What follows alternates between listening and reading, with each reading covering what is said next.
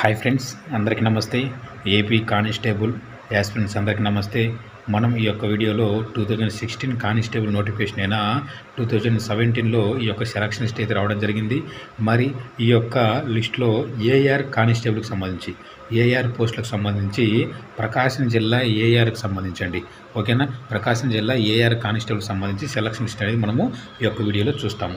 ఓకేనా, మరి ఈ వీడియో చేయడానికి ముఖ్య ఉద్దేశం ఏంటంటే గ్రౌండ్లో ఎంత స్కోర్ చేయగలిగారు, 70కి పైగా ఎంతమంది, 60కి పైగా ఎంతమంది, 50కి పైగా ఎంతమంది, వాళ్ళు గ్రౌండ్లో ఎంత స్కోర్ చేస్తే ఎగ్జామ్లో ఎంత స్కోర్ చేయగలిగితే ఈ యొక్క పోస్ట్ సొంతం చేసుకున్నారు. మెయిన్ ముఖ్య ఉద్దేశం అదండి.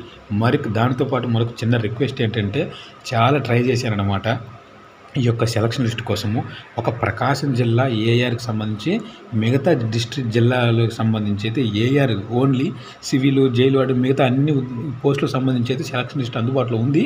కానీ ఏఆర్కి సంబంధించి ఇతర జిల్లాలకు సంబంధించి మిగతా జిల్లాలకు సంబంధించి అయితే అసలు అందుబాటులో లేదు ఫ్రెండ్స్. చాలా ట్రై చేశాను. మీకేమైనా అందుబాటులో ఉంటే కామెంట్ చేయండి. దాని ద్వారా మళ్ళీ దానిపై కూడా అభ్యర్థులకు చాలా చక్కగా ఉపయోగపడుతుంది. కాబట్టి ఈసారి ఓకేనా, ఈసారి మనకు పోస్టులు అత్యధికంగా ఉన్నాయి. ఏవి? ఏపీఎస్పీ అనేవి. కాబట్టి ఈ యొక్క ఏపీఎస్పీని అత్యధికంగా ఉన్నాయి. ఇదేంటంటే 2016లో ఏఆర్ పోస్టులు ఎన్ని ఉన్నాయంటే మొత్తము చూసినట్లయితే ఈ యొక్క 1067 పోస్టులు అయితే ఉన్నాయి. 1067 పోస్టులకు గాను కట్ ఆఫ్ ఏ విధంగా ఉందో కట్ ఆఫ్ నెక్స్ట్ వీడియో చేస్తాను. ఈ వీడియోలో అయితే పీఈటీ మార్క్స్ ఎంత సాధించారు, ఈ ఎగ్జామ్ స్కోర్ ఎంత సాధించారు, టోటల్ ఎన్ని మార్కులకు ఉద్యోగం వచ్చింది అనేది చూద్దాం. అప్పుడు 2016లో అయితే టోటల్గా 1067 పోస్టులు అయితే ఏఆర్ పోస్టులు ఉన్నాయి. అంటే గ్రౌండ్ మీద ఆధారపడితే గ్రౌండ్లో మెరిట్ కొట్టిన అభ్యర్థులకు ఈ యొక్క ఏఆర్ పోస్ట్ సొంతం చేసుకునే అవకాశం ఉంటుంది. ఓకేనా, 1067 పోస్టులు. మరి ఇప్పుడు ప్రకాశం జిల్లా గురించి క్లియర్గా చూద్దాం. ఓకేనా, చూసినట్లయితే అసలు 70కి పైగా ఎంతమంది వేశారు, మెయిన్ మనకి ఇది కావాలి. అసలు 70కి పైగా ఎంతమంది, అదేవిధంగా 60కి పైగా ఎంతమంది చూద్దాం. ఫస్ట్ ఆఫ్ ఆల్ 70కి పైగా ఎంతమంది వేశారు, వాళ్ళకి ఎగ్జామ్లో ఏ విధంగా స్కోర్ మేనేజ్ చేయగలిగారు, అదేవిధంగా టోటల్ స్కోర్ ఎంత వచ్చింది చూద్దాం. ఫస్ట్ 70కి పైగా ఒకరు 70 వచ్చింది, 76, 73.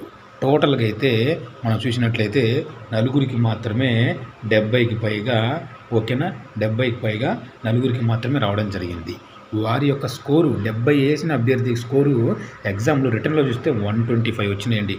Excellent score. ఓకేనా, అదే 76 మార్కులు ఈవెంట్స్లో వస్తే 88 మార్కులు. కరెక్ట్గా అతను ఆ యొక్క ఏఆర్ కట్ ఆఫ్కు దగ్గరలో ఈజీగా సెలెక్ట్ కరెక్ట్ మెయింటైన్ చేశాడు. అంటే గ్రౌండ్లో ఎక్కువ లాగాడు, ఎగ్జామ్లో యావరేజ్గా లాగాడు అనమాట. 80, 90 ఇట్లా ఈ విధంగా యావరేజ్ స్కోరు. అంటే 76 చేయగలుగుతున్న అభ్యర్థులు మీ యొక్క స్కోరు 88, 85 ఇలా ఉంటే సరిపోతుంది. నెక్స్ట్ 76 వేసిన అభ్యర్థి 85 వచ్చింది. అదే 73 గ్రౌండ్లో వచ్చిన అభ్యర్థికి 67 మార్కులు వచ్చినాయండి. అంటే జాబ్ సొంతం చేసుకున్నాడు అనమాట. అంటే ఇక్కడ చూసినట్లయితే వారి యొక్క కట్ ఆఫ్లో చూసినట్లయితే మరొక విషయం, ఇక్కడ ఏఆర్కి సంబంధించి అయితే మేల్, ఫిమేల్ ఎలిజిబుల్ అవుతారండి.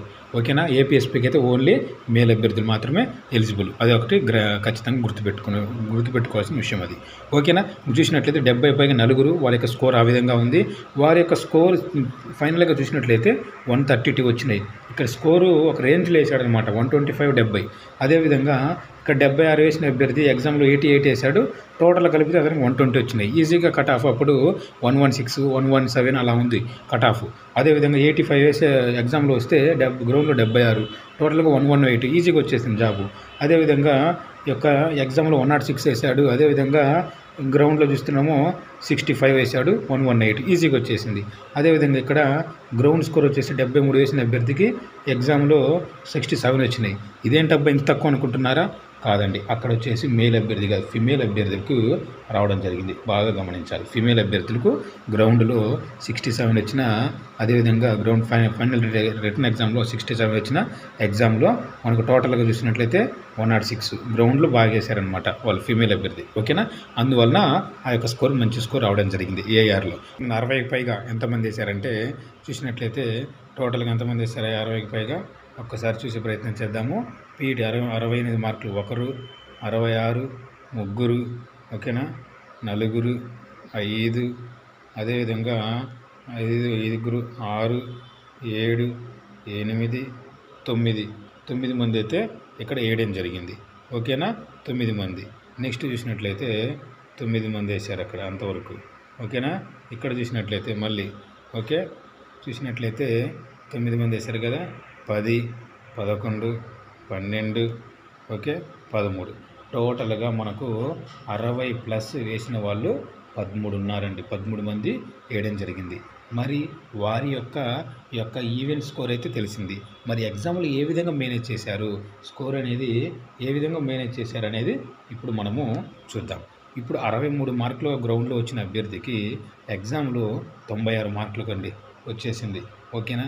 అదేవిధంగా 63 మార్కులు వచ్చిన అభ్యర్థి ఫైనల్ రిటర్న్ ఎగ్జామ్లో 1 or 2 వచ్చిందండి. అంటే వాళ్ళ కేటగిరీని బట్టి నేను చెప్తున్నానండి మళ్ళీ ఇక్కడ. అదేవిధంగా 61 మార్కులు వచ్చిన అభ్యర్థికి ఈ యొక్క గ్రౌండ్ స్కోర్ చూసినట్లయితే, ఓకేనా, గ్రౌండ్ స్కోరు చూసినట్లయితే ఎంత వచ్చిందండి, 112 వచ్చిందండి. ఓకేనా, 112 రావడం జరిగింది. ఇక్కడ చూడండి, 61 వచ్చిన అభ్యర్థికి 112 ఈజీగా అతను పోస్టు సొంతం చేసుకోవడం జరిగింది.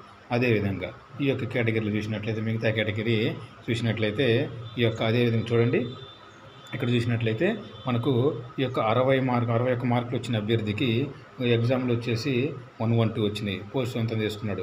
61 మార్కులు వచ్చిన అభ్యర్థి 110, అంటే 64 వచ్చిన అభ్యర్థి 107, 63 వచ్చిన అభ్యర్థి 98, అంటే ఈ ఓవరాల్గా చూసినట్లయితే 65 వచ్చిన అభ్యర్థి 104, అంటే 60+ గ్రౌండ్ స్కోర్ చేయగలిగే వాళ్ళు ఎగ్జామ్లో 105, 110 మధ్యలో ఉండాలి అని మనకు క్లియర్గా అర్థమవుతుంది. 65 చేశాడు, 106 వచ్చింది. అదేవిధంగా ఇక్కడ చూడండి, అదేవిధంగా 64 వేసాడు, 115 వచ్చింది. 66 వేసాడు, 118 వచ్చింది. అంటే ఓవరాల్గా చూస్తే 60+ ఎవరి గ్రౌండ్ అయితే ఉంటుందో, ఓకేనా, వాళ్ళు ఎగ్జామ్లో 105 నుండి 110 ఈ విధంగా మేనేజ్ చేయాలి ఎగ్జామ్లో. ఓకేనా, క్లియర్ కదా. ఈ విధంగా చేయగలిగే వాళ్ళు ఈ విధంగా స్కోర్ చేయగలగాలి ఎగ్జామ్లో. ఓకే, ఇప్పుడు 50+ అనేది మనం చూసే ప్రయత్నం చేద్దాం. ఓకేనా మిత్రులారా, క్లియర్ కదా అంతవరకు. అది ఇప్పుడు 50+ గ్రౌండ్ ఎంతమంది చేశారో చూద్దాం.